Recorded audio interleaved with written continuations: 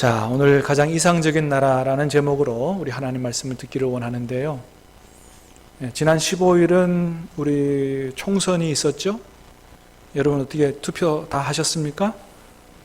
우리 크리스찬들은 시민의식이 높아서 다 투표하셨을 것이라 생각을 합니다.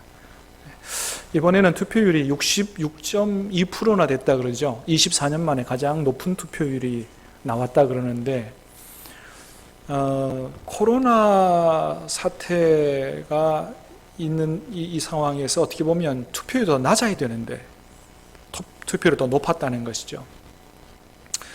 이렇게 코로나 때문에 많이 힘든 과정에서도 여러분 이렇게 투표율이 높은 이유는 무엇 때문일까요? 그건 아마도 우리 모든 국민들이 이번 선거를 통해서 더 살기 좋은 나라를 만들어 보고자 하는 열망이 표출된 그런 모습이라고 생각이 됩니다. 더 살기 좋은 나라, 우리 모두가 행복한 나라. 여러분 그러면 우리 모두가 살기 좋은 행복한 나라는 어떤 나라일까요? 어떤 사람은 얘기합니다. 세금 적게 내는 나라가 좋은 나라다. 어떤 사람은 얘기합니다. 일자리 걱정 없는 나라가 살기 좋은 나라다. 어떤 사람은 자식 키우는데 걱정 없는 사교육비가 안 드는 나라가 좋은 나라다. 또 어떤 사람은 일을 안 해도 기본소득이 보장된 나라가 좋은 나라다. 뭐 여러 가지 얘기들을 다 합니다. 다 이렇게 자기가 가장 좋은 나라, 살기 좋은 나라에 대한 생각이 다 다른데, 그럼 여러분 우리 각자가 생각하는 그런 것이 다 이루어지면 우리나라가 가장 살기 좋은 나라가 될까요? 아마 그렇지 않을 거라고 생각합니다. 왜냐하면 우리는 다 이 개인적으로, 그러니까 이기적으로 생각하는, 나중심적으로 생각하는 경향이 있기 때문에 내가 생각하기에 나한테 좋은 나라가 다른 사람한테도 좋은 나라라고 생각하지만 그렇지 않을 수도 있다는 것이죠. 고용주한테만 좋은 나라는 노동자한테는 별로 안 좋은 나라가 될 수 있고요. 노동자한테 좋은 나라는 또 고용주한테 별로 안 좋은 나라가 될 수 있죠. 그렇습니다. 자, 그럼 여러분 그런 것들을 다 상쇄시킬 만큼 모두가 다 함께 잘 사는 좋은 나라는 어떤 나라일까요? 그것은 우리의 열망을 따라서 이루어지는 나라라기보다는 하나님께서 이루어 주시는 나라, 그 나라가 가장 살기 좋은 복된 나라라고 그렇게 생각이 됩니다. 하나님께서 만들어 주시는 나라. 여러분 하나님께서 만들어 주시는 나라는 어떤 나라일까요? 성경 여기저기에 하나님께서 만들어 주신 나라에 대한 모습들이 많이 있는데, 오늘 우리가 읽은 말씀 중에 이 말씀이 하나님께서 이루어 주시는 나라의 모습을 잘 보여주고 있습니다. 자, 우리 하나하나 좀 살펴보면, 자, 먼저는 25절 말씀을 한번 같이 읽어봅니다. 시작. 내가 또 그들과 화평의 언약을 맺고 악한 짐승을 그 땅에서 그치게 하려니 그들이 빈들에 평안히 거하며 숲을 가운데에서 잘지라. 하나님이 만들어주시는 나라의 모습은, 자, 첫 번째는, 자, 오늘 본문은 옛날에 이스라엘, 바벨론 포로로 잡혀갔다가 다시 고국 땅으로 돌아온 이스라엘을 하나님께서 다시 이렇게 만들어주겠다 하는 하나님이 만들어주시는 나라의 모습인데, 첫 번째, 그들과 화평의 언약을 맺겠다 그렇게 말씀하시죠. 화평의 언약이라고 하는 말은 히브리어 베리트 샬롬이라고 하는 말인데, 베리트는 언약, 약속 이런 얘기고요. 샬롬은 뭐 여러분 더 잘 아시죠? 하나님이 주시는 아무런 부족함이 없는 평안한 상태가 샬롬이죠. 샬롬. 그렇습니다. 하나님이 만들어 주시고 싶어 하시는 나라는 뭐냐면 하나님이 주시는 샬롬의 평안과 평화가 임하는 나라, 이루어지는 나라, 그런 나라죠. 사랑하는 여러분, 간절히 바라기는 저와 여러분의 삶의 모든 영역에 하나님이 주시는 샬롬의 축복이, 샬롬의 평화와 평강이 충만하게 임하기를 주님의 이름으로 축복합니다. 그렇습니다. 여러분 아무리 경제적인 문제가 해결되고 아무리 일자리 문제가 해결돼도요, 하나님이 저와 여러분의 저와 여러분에게 주시는 마음과 삶의 평안이, 샬롬이 없으면 그거는 좋은 나라, 좋은 삶이라고 할 수 없는 것이죠. 그래서 가장 살기 좋은 나라의 가장 근본적인 그 출발은 경제 문제, 정치 문제 두 번째 문제고 뭐예요? 하나님이 주시는 샬롬이 충만하게 임하는 그런 나라죠. 자, 그래서 오늘 본문에 보면 하나님께서 이런 샬롬의 축복을 주시기 위해서 어떤 과정을 통해서 우리에게 가장 좋은 나라를 만들어 주시느냐 보면 첫 번째는 악한 짐승들을 제거해 주신다, 그런 거예요. 악한 짐승들을. 아까 25절 읽은 말씀을 보면 내가 또 그들과 화평의 언약을 맺고 악한 짐승을 그 땅에서 그치게 하리니 그랬습니다. 악한 짐승을 그치게 한다. 여러분, 여기서 말하는 악한 짐승은 뭐냐 하면 바로 악한 통치자를 이야기합니다. 우리가 맨 끝에 31절 보면 이런 말씀이 있어요. 같이 한번 읽어봅니다. 시작. 내 양 곧 내 초장의 양 너희는 사람이요 그랬습니다. 그래서 34장 에스겔 34장에 나오는 양, 목자 이런 것은 사람을 얘기하는 거예요. 양이 사람이기 때문에 이 양을 해치는 악한 짐승은 뭐라고요? 악한 통치자를 가리키는 것입니다. 힘과 권력을 가지고 일반 백성들을 해치는 그런 사람들을 제거해 주시겠다. 그래서 오늘 본문이 들어있는 34장의 앞에 보면 악한 통치자들, 그 당시 악한 통치자들이 어떠한 삶을 살았는지가 잘 나타나 있는데, 자, 먼저 2절을 먼저 보면요. 2절 시작. 주 여호와께서 이같이 말씀하시되 자기만 먹는 이스라엘 목자들은 화 있을진저 목자들이 양떼를 먹이는 것이 마땅하지 아니하냐. 아멘. 자, 여기 목자들이라는 표현이 나오는데 구약 성경에 나오는 목자들은 많은 경우에, 대다수의 경우는 영적 지도자를 가리키는 말이라기보다는 정치 지도자들을 가리키는 말이에요. 그래서 나중에 보면 하나님이 세우는 통치자를 다윗이라고 하죠. 다윗은 영적 지도자이기보다는 나라의 왕이죠. 정치 지도자죠. 자, 그래서 이 악한 통치자, 이 사람들은 어떤 사람들이었냐 하면 자기만 먹는 사람들이었다는 거예요.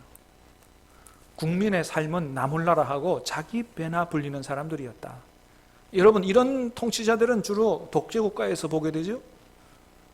그러나 그럼에도 불구하고 머지않은 우리나라의 역사 가운데도 이런 사람이 있었죠. 최고 통치자의 자리에 앉아서 자기만 먹고 잘 먹고 잘 살기 위해 수천억의 비자금을 만들고 국민들은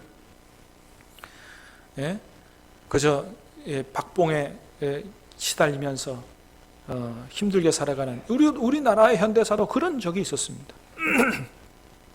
자, 두 번째 3절에 보면 이런 말씀이 있습니다. 시작. 너희가 살찐 양을 잡아 그 기름을 먹으며 그 털을 입되 양떼는 먹이지 아니하는도다. 두 번째, 악한 통치자들의 모습이 자기만 먹는 걸 넘어서서 뭐냐 하면 살찐 양을 잡아 그 기름을 먹으며, 그러니까 일반 백성들의 재산과 생명을 빼앗는 이런 행위들을 했다고 하는 것입니다. 이스라엘 역사 가운데 그런 일들이 많았죠. 자, 4절도 볼까요? 4절 시작. 너희가 그 연약한 자를 강하게 아니하며 병든 자를 고치지 아니하며 상한 자를 싸매주지 아니하며 쫓기는 자를 돌아오게 하지 아니하며 잃어버린 자를 찾지 아니하고 다만 포악으로 그것들을 다스렸도다. 아멘. 연약한 자가, 백성 중에 연약한 자 강하게 아니하고 병든 자도 고치지 않고, 그러니까 일반 백성들의 삶에 관심이 없는 거예요. 아파 죽든지 가난해서 죽든지 굶어 죽든지 별 관심이 없는 거죠. 여러분, 우리가 이번에 코로나 사태를 겪으면서 참 우리나라가 얼마나 살기 좋은 나라인지, 그죠? 아픈 사람 언제든지 가서 병원에서 치료받을 수 있으니까. 저희 아들이 지금 교회 못 오고 자가격리하고 있는데 통화를 해보니까 그런 얘기해요. 자기는 나중에 한국에서 살고 싶다는 거예요. 생각한 만큼 미국이 좋지 않다는 것입니다. 그러니까 우리나라가 하나님의 축복을 받아서 점점 더 좋은 나라로 가고 있는 것이 분명해 보입니다. 할렐루야, 하나님의 축복인 줄 믿습니다. 그래요. 근데 이렇게 통치자들이 백성들이 가난하고 못 먹고 아프고 뭐 이렇게 해서 살아가는데 별로 관심이 없다는 것입니다. 그리고 포악으로 그것을 다스렸다 그랬어요. 자기들의 힘과 권력으로 백성들을 내리누르고 핍박하고 한 이런 악한 통치자들, 정말 좋은 나라, 살기 좋은 나라가 되기 위해서 하나님은 이런 악한 통치자들을 제거해 주시겠다. 하나님이 만들어 주시는 나라는 그런 통치자가 제거되는 나라다. 자, 그렇게 되니까 그들이 빈들의 평안이 거하며 숲을 가운데에서 잘지라 그랬습니다. 빈들은 광야를 말해요. 광야. 또 숲을, 이런 데는 뭘 얘기하는 거냐 하면 짐승들이 출몰하는 곳이에요. 그래서 굉장히 무서운 곳이죠. 근데 이런 모든 악한 짐승들을 제거하니까 어떻게 해요? 그런 위험한 곳에서조차도 평안하게 누워 잘 수 있는 이런 좋은 나라가 된다. 하나님이 만들어주시는 나라의 모습입니다. 자, 두 번째, 하나님 만들어주시는 좋은 나라 26절 27절 말씀 보겠습니다. 26, 27절 시작. 내가 그들에게 복을 내리고 내 산 사방에 복을 내리며 때를 따라 소낙비를 내리되 복된 소낙비를 내리리라. 그리야 한즉 밭에 나무가 열매를 맺으며 땅이 그 소산을 내리니 그들이 그 땅에서 평안할지라. 아멘. 하나님이 산 사방에 복을 내리시는데 때를 따라 소낙비를 내린다. 복된 소낙비를 내린다. 그래서 땅이 옥토가 되고 열매를 맺게 된다는 것이죠. 여러분, 이건 뭘 얘기하는 걸까요? 경제적인 축복을 얘기하는 것입니다. 여러분, 우리는 떡으로만 사는 존재가 아니고 하나님의 입으로부터 나오는 모든 말씀으로 사는 사람들인 줄로 믿습니다. 그런데 하나님은 뭐도 아시냐 하면 우리가 근본적으로는 하나님의 말씀으로 사는 존재이지만, 그러나 말씀만 있어서 되는 게 아니고 떡도 우리에게 필요한 줄 아시기 때문에 하나님 우리를 축복하실 때는 어떻게 해요? 영혼이 잘됨 같이 범사가 잘 되는 축복을 허락해 주시기를 원하신다. 영적으로만 잘 되는 것이 아니고 경제적으로도 풍요롭고 안정된 나라를 하나님께서 주시기를 원하신다는 거예요. 여러분, 그러니 우리 하나님이 얼마나 좋은 나라예요, 그죠? 그죠? 하나님만 잘 섬기도록 하고 세계에서 제일 가난한 나라, 이게 하나님 주시는 나라가 아니라라고 하는 것이죠. 이번에 코로나 사태로 여러 가지로 경제적으로 어려워진 가정들이, 또 사업장들이 굉장히 많은데, 뭐 세계적으로 그렇습니다만은 간절히 바라기는 하나님께서 이 나라 다시 한번 축복하시고 회복해 주셔서 경제적인 어려움들이 다 해결되어질 수 있게 되기를 주님의 이름으로 축복합니다. 자, 그 다음에 세 번째 27절 하반절도 한번 읽어보겠습니다. 자, 27절. 자, 내가 그들의 시작. 내가 그들의 멍에의 나무를 꺾고 그들을 종으로 삼은 자의 손에서 그들을 건져낸 후에 내가 여호와인 줄을 그들이 알겠고. 자, 그 다음에는 멍에의 나무를 꺾어버리겠다. 그들을 종으로 삼은 자의 손에서 건져내겠다, 그렇게 말씀하세요. 멍에는 뭔지 잘 아시죠? 소 등에다가 이렇게 가로 얹는 나무를 말하는데, 수레라든지 그죠? 달구지라든지 이런 걸 끌고 가기 위해서 얹어 놓는 그런 걸 멍에라 그러죠. 한마디로 말하면 멍에는 얽어매는 겁니다. 얽어매는 거. 종으로 삼은 자의 손에서 건져내겠다. 종은 자유가 없어요. 거기서 건져낸다는 것은 뭐예요? 자유와 해방을 주겠다라고 하는 것이죠. 하나님께서 만들어주시는 살기 좋은 나라는 모든 얽어맨 것에서 다 풀려나고 자유와 해방을 누리며 살 수 있도록 하는 그런 나라라고 하는 것입니다. 그것이 물질이든 질병이든 관계든 간에 그런 것들을 다 끊어내고 정말 하나님 주시는 자유와 해방을 맛보며 그렇게 행복하게 사는 나라를 하나님께서 만들어 주신다는 거예요. 여러분의 삶 속에 그런 나라가 임할 수 있게 되기를 축복합니다. 자, 네 번째입니다. 28절 시작. 그들이 다시는 이방의 노략거리가 되지 아니하며, 다시는 이방의 노략거리가 되지 아니하며 외세의 침입을 받지 않는다는 거죠. 여러분, 우리나라가 힘이 없을 때 얼마나 역사적으로 많은 외세의 침입을 당했습니까? 끊임없이 외세의 침입을 당했습니다. 그런데 이제는 더 이상 그런 아픔을, 불행한 역사를 겪지 않도록 하나님께서 지켜주시겠다. 자, 29절에도 보면 그런 얘기를 또 하시죠. 시작.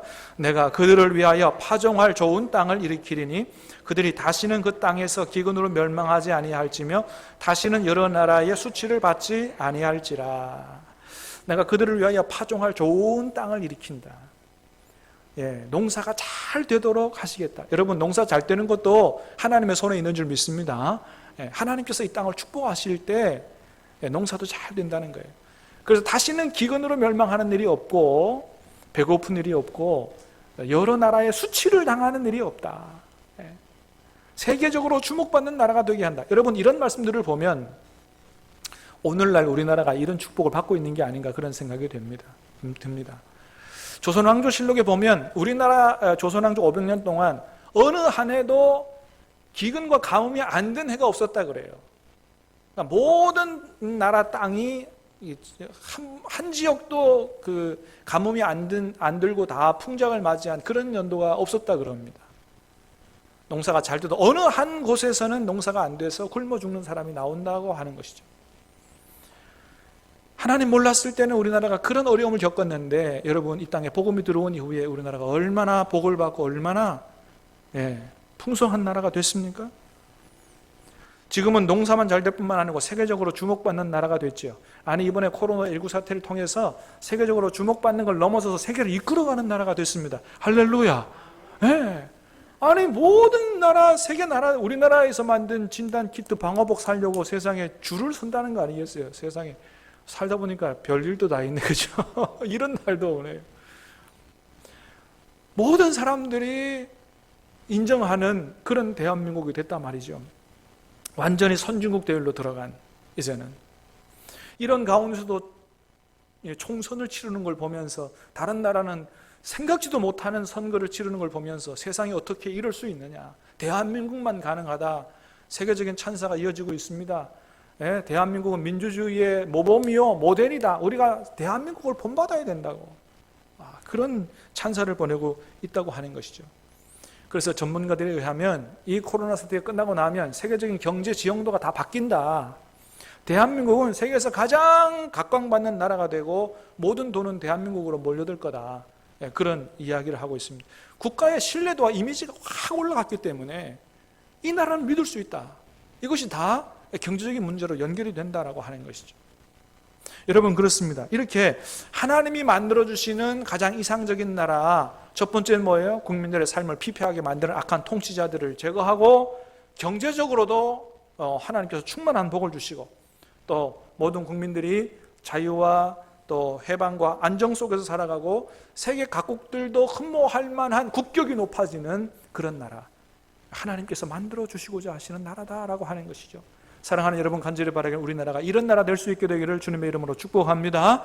그래서 전 세계가 흠모하고 전 세계에 하나님의 축복을 나눠줄 수 있는 제사장 나라, 축복의 통로가 되는 것, 이것이 바로 하나님께서 만들어주시고 싶어하는 나라라고 하는 것입니다. 그러면 두 번째로, 그런 나라가 어떤 통로를, 어떤 과정을 통해서 이루어지느냐. 첫 번째는 하나님이 세우시는 통치자를 통해서 이루어진다는 거예요. 자, 23절, 24절 두 절 말씀을 보겠습니다. 시작. 내가 한 목자를 그들 위에 세워 먹이게 하리니 그는 내 종 다윗이라. 그가 그들을 먹이고 그들의 목자가 될지라. 나 여호와는 그들의 하나님이 되고 내 종 다윗은 그들 중에 왕이 되리라. 나 여호와의 말이니라. 아멘. 자, 하나님이 만들어주시고 싶어하는 이상적인 나라는 하나님이 어떻게 하신다고요? 내가 한 목자를 그들 위에 세워서 먹이게 하겠다. 그는 어떤 종이냐 하면 내 종 다윗이라 그랬어요. 여러분, 이 다윗은 옛날의 이스라엘 역사에 다윗을 얘기하는 게 아니죠. 다윗은 이미 지나간 사람이에요. 그러니까 어떤 사람이에요? 그 다윗과 같은 하나님의 일꾼이고요. 하나님이 내 종이라고 부를 만큼 하나님께서 쓰시는 사람이다. 그런 통치자를 세워서 하나님이 그를 통해서 이 땅을 축복하시고 이 땅을 좋은 나라로 만들어 가시겠다는 거예요. 여러분, 다윗이 물론 죄 지은 것도 있지만은 그러나 거의 모든 인생을 통해서 하나님을, 위로는 하나님을, 아래로는 백성을 얼마나 신실하게 잘 섬겼습니까? 양을 칠 때부터 아주 신실하게 양을 잘 치는 걸 보고 하나님께서 그 충성됨을 보시고 다윗을 양치기 위해서 한 나라의 왕으로 세운 거 아니겠어요? 그런 통치자가 들어설 때 위로는 하나님을 신실하게 섬기고 아래는 백성들을 잘 섬길 때 이 나라는 하나님의 축복을 받는 나라가 된다고 하는 것이죠. 여러분, 이번에 우리가 선거를 통해서 많은 이제 일꾼들, 나라의 지도자들을 뽑았는데 모든 당선된 사람들이 정말로 이런 다윗과 같은 마음으로 이 나라와 이 민족을, 국민들을 신실하게 잘 낮은 자세로 섬기는 그런 은혜가 있게 되기를 주님의 이름으로 축복합니다. 그런데 그게 우리 소망인데 과연 그럴 만한 사람들이 얼마나 될까? 우리 여기 김 의원님 계십니다만 나는 늘 그런 생각해요. 우리 모든 국회의원들이 김 의원님만큼만 하시면 좋겠다. 그러면 나라가 달라질 거다. 진짜. 저는 국회로 보내주시면 좋겠어요. 여러분, 우리나라 국회의원이 누리는 혜택이 얼마나 많으면 여러분 이런 우스갯소리가 있다 그러잖아요. 어떤 국회의원이 교통사고가 나서 갑자기 세상을 떠나서 하늘에 갔다는 거예요. 옛날 얘기니까 뭐 세상 사람들이 만드는 얘기니까 그냥 그런 줄 들으세요. 염라대왕이 그에게 물었답니다. 어디서 왔느냐? 어디서 뭐 하다 왔느냐? 예, 저는 대한민국에서 국회의원 하다 왔습니다. 그래, 그만큼 누렸으면 잘했다. 빨리 잘 왔다. 그러니까 그 사람이 그런 얘기 하더랍니다. 아이고, 염라대왕님, 저는 억울합니다. 잘못한 것도 없는데 다른 차가 와서 박아서 내가 이렇게 갑자기 왔습니다. 그러니 좀 돌려보내 주십시오. 염라대왕이 호통을 쳤답니다. 아무 잘못도 없다니 무슨 말이냐?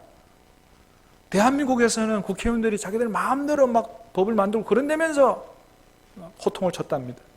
그러면서 하는 말이, 듣자 하니 대한민국 국회의원이 누리는 혜택이 그렇게 많다는데, 그렇게 좋다는데 내가 좀 가서 하고 싶다, 이런 얘기를 하더랍니다.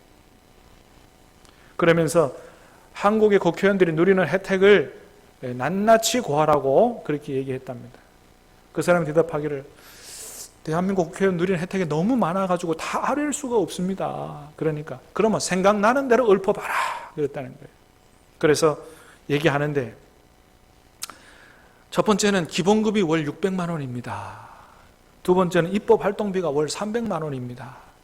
정근수당, 명절휴가비 등이 연 1,400만 원입니다. 관리 업무수당이 월 58만 원입니다. 정액급식비가 월 13만 원입니다. 그래서 연봉이 1억 3천만 원 정도 됩니다. 이건 옛날 얘기니까 지금은 더 올랐겠죠. 이제 그걸 얘기하고 가만히 있으니까 염라대왕이 그럽니다. 그게 다냐? 내가 다 알고 있는데 계속 얘기해 보거라. 마지못해서 더 얘기합니다. 유류비, 차량 유지비는 별도로 지원받습니다. 항공기 1등석 KTX 선박은 전액 무료입니다. 전화와 우편요금이 월 91만 원 지원됩니다. 보좌진 운영비가 연 3억 8천만 원이 국고에서 지원됩니다. 국고 지원으로 연 2회 이상 해외 시찰이 보장됩니다. 여기까지 말하고 더 이상은 말씀드리기가 곤란합니다. 그랬더니 네가 돌아가고 싶지 않은 모양이구나. 이실직고 해라. 그래서 또 얘기하더랍니다. 65세부터 사망까지 월 120만 원 연금 받습니다. 그 외에 돈으로 환산할 수 없는 특권이 많습니다. 정말 그것뿐이냐? 다 알고 있으니 숨기지 말고 불어라. 다시 불기 시작합니다. 보험 가입 시 A등급으로 보험료가 가장 쌉니다. 국회 내 개인 사무실이 제공되는데 돈으로 따지면 11억 6천만 원입니다. 변호사, 의사, 약사, 관세사 등 사자 붙은 직업은 겸직도 가능합니다. 깜빡했는데 가족수당으로 월 배우자 4만 원, 자녀 1인당 2만 원씩도 지원받습니다. 국회의원 회관에서 헬스는 물론 병원까지 공짜입니다. 게다가 가족들 진료도 무료입니다. 죄짓고도 안 잡혀가는 그런 특권도 있습니다. 골프도 사실상 회원 대우입니다. 그 외에 200가지 정도 됩니다. 그들은. 이야, 여러분, 이런 엄청난 직업이 있습니까? 여러분, 유럽의 어떤 나라는 그런 나라가 있다 그래요. 그 나라에서는 국회의원을 하려면 투잡을 뛰지 않고는 먹고 살기가 힘든 나라도 있다 그럽니다. 어떤 나라인지 잘 모르겠습니다만 들어본 적은 있는 것 같아요. 그러니까 그런 나라에서는 국회의원이 정말로 완전히 봉사직이죠. 나라를 위해서 봉사하는 직업이죠.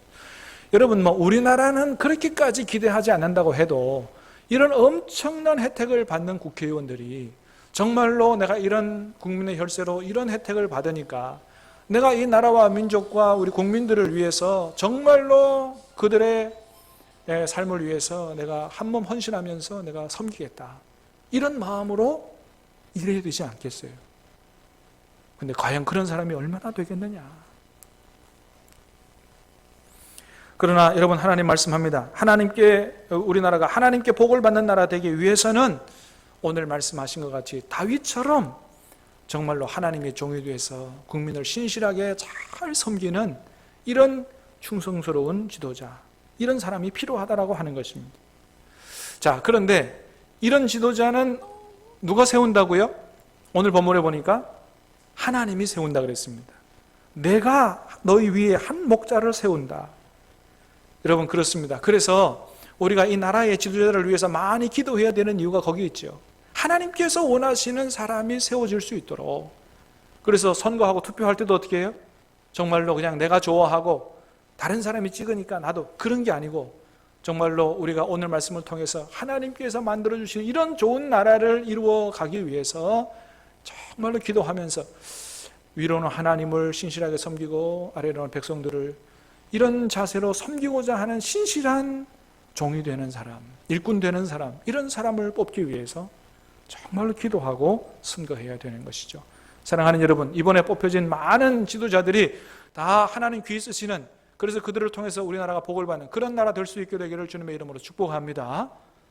자, 그리고 마지막으로는 여기 하나님이 내 종 다윗이라고 말씀하셨는데, 이 말은요, 이 세상에 하나님 쓰시는 정치 지도자를 가리키기도 하지만 궁극적으로는 누구를 가리키냐 하면 바로 예수 그리스도를 예언하는 그런 말씀입니다. 그렇습니다. 여러분, 이 세상에 가장 이상적인 나라, 그런 나라는 언제 이루어지느냐? 예수 그리스도께서 모든 사람의 마음과 삶의 통치자로 다스리실 때, 그때 이 세상은 가장 살기 좋은 나라, 천국 같은 하나님의 나라가 이루어진다라고 하는 것이죠. 여러분, 그래서 우리가 열심히 뭐 해야 돼요? 열심히 전도해야 되는 것이죠.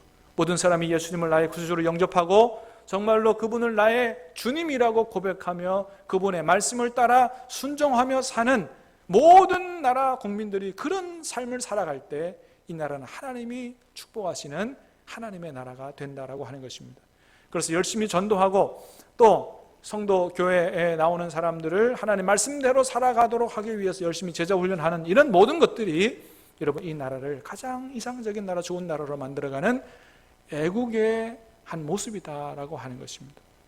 사랑하는 여러분, 간절히 바라기는 저와 여러분의 전도를 통해서 또 기도를 통해서 우리 한국교회를 통해서 우리 모든 사람들이 예수님을 나의 구세주로 영접하고 예수님을 나의 왕으로 모시고 살아가는, 그래서 장차는 이 땅에 정말로 하나님의 나라가 이루어지고 모든 사람들이 행복하게 복되게 살아가는 그런 가장 아름다운 나라가 이루어질 수 있게 되기를 주님의 이름으로 축복합니다. 우리 같이 찬양하고 기도하도록 하겠습니다. 이 땅의 황무함을 보소서 찬양하십시다.